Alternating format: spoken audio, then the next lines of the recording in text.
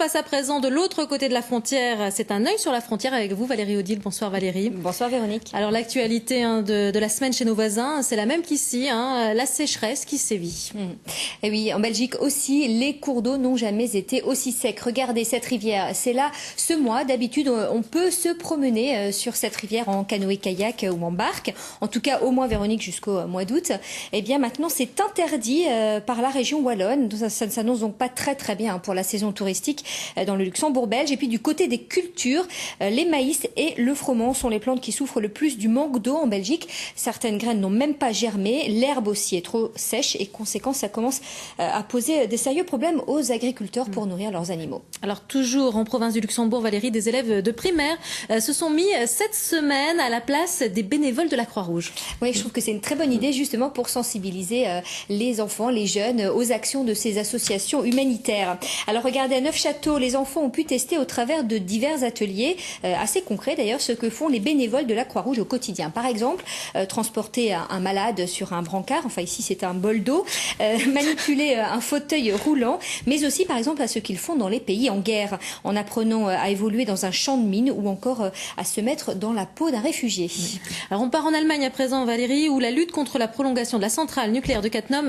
est passée à une nouvelle étape. Oui, vous en avez déjà parlé de ces pétitions lancées par des maires sarrois.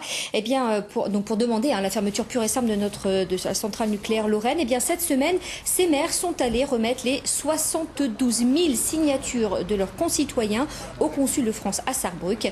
Le consul, M. Serre, a dit qu'il allait les transmettre au préfet, qui lui-même les transmettra à Paris, car selon lui, s'il y a une solution, elle doit être discutée au niveau du gouvernement.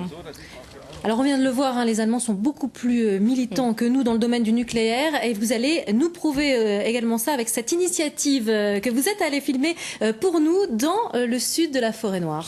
Mais Véronique, figurez-vous qu'à Schönau, une petite ville de 2000 âmes, les habitants n'ont pas attendu l'accident nucléaire de Fukushima pour réagir. En fait, ils ont réagi dès 86, donc après Tchernobyl. Ils ont carrément pris en main leur propre production d'électricité. Et l'initiatrice Ursula Sladek a même reçu très récemment à San Francisco l'équivalent du prix Nobel vert pour le courage de ses habitants. Voilà, regardez. Sur ces nouveaux bâtiments, la coopérative électrique EWS affiche clairement ses choix. Ici, 100% de l'électricité vendue est propre. Le nucléaire, lui, est banni. Depuis sa création il y a 15 ans, la petite entreprise citoyenne n'a cessé de croître et depuis Fukushima, la demande explose littéralement.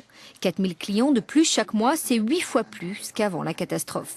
Sa directrice, Ursula Sladek, va même devoir recruter 10 personnes. Les demandes de renseignements et de visites affluent, des journalistes, des élus politiques et des citoyens. Je viens d'Ettlingen, c'est à côté de Karlsruhe. Nous sommes un groupe de citoyens et nous réfléchissons sur la façon d'intégrer les énergies renouvelables dans notre commune.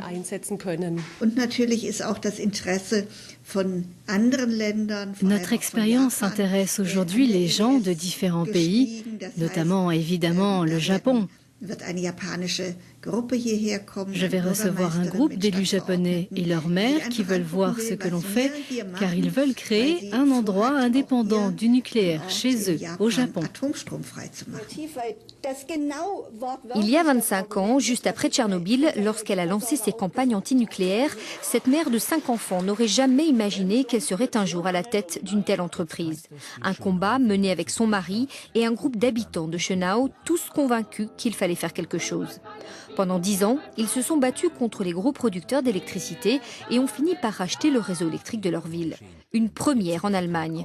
Aujourd'hui, leur coopérative EWS fournit de l'électricité dans tout le pays. Nous avons plus de 115 000 clients à travers toute l'Allemagne. Et parmi eux, près de 6 000 entreprises, dont 10% sont de grosses industries et des grandes compagnies. Leur électricité provient de centrales hydrauliques, de parcs éoliens, de cogénérateurs et de panneaux photovoltaïques basés dans tout le pays. À Schönau, 95% de la population achète son électricité à la coopérative. Mais beaucoup sont aussi producteurs comme ces particuliers, cette entreprise, l'école et même l'église du village. Walter Carlet, lui, a investi dans la cogénération au gaz pour chauffer et pour éclairer son hôtel. Quand nous n'avons pas assez d'électricité, j'en rachète à la coopérative. Et les jours où je ne consomme pas beaucoup, comme les mercredis où le restaurant est fermé, je revends sur le réseau d'EWS. EWS ne produit pour le moment que 25% de ce qu'elle vend, mais tous les bénéfices sont réinvestis pour l'avenir. Nous voulons aussi pouvoir participer davantage à la production d'électricité propre, idéalement pour produire entièrement les quantités dont nos clients ont besoin. On a déjà financé plusieurs centrales de panneaux photovoltaïques, on a aussi investi dans des parcs éoliens et des centrales hydrauliques. Mais EWS ne s'arrête pas là. La coopérative citoyenne encourage également ses clients à développer de nouvelles installations. Elle investit même 1 centime sur chaque kilowattheure vendu. Car pour ces rebelles du courant, comme ils se nomment, seules les initiatives venues des citoyens pourront faire bouger les choses et permettre de sortir enfin du nucléaire. Alors vous avez vu, hein, vous aussi Véronique, la piscine et le sauna sont chauffés 100% avec de l'électricité propre. Ça prouve qu'on peut quand même préserver la planète finalement et conserver notre niveau de vie. Ouais, c'est assez incroyable. Alors est-ce que tout le monde peut être actionnaire de cette coopérative ou bien il faut faire partie de ce village? Tout le monde peut y participer. Je crois que ça doit être à peu près 500 € pour prendre des parts, si on peut appeler ça comme ça, dans cette coopérative. Et même on peut avoir des dividendes de 5 à 6% environ. C'est mieux qu'une assurance vie. Et c'est limité évidemment à 6% pour ne pas attirer l'avidité, on va dire, d'autres investisseurs qui ne seraient pas convaincus par les énergies renouvelables. Alors pour finir Valérie, on retourne en Belgique. Oui, voilà, moi je vous propose, puisqu'il fait beau, d'aller de l'autre côté de la frontière visiter la province du Luxembourg belge au travers des week-ends bienvenus en Wallonie. Le principe, c'est que c'est une commune différente qui se met en 4 pour que vous rencontriez ceux qui vivent dans les lieux et qui les font vivre aussi, restaurateurs, artisans, compteurs, ou comme ici, à Vaux-sur-Sûre, les agriculteurs brasseurs. C'est plutôt sympathique, hein, Véronique? Ah oui, tout à fait, oui. Mais on le sait, de l'autre côté de la frontière. La liste de toutes les communes s'affiche, vous le trouvez sur le site internet wallonniebienvenue.be. Voilà. Merci beaucoup.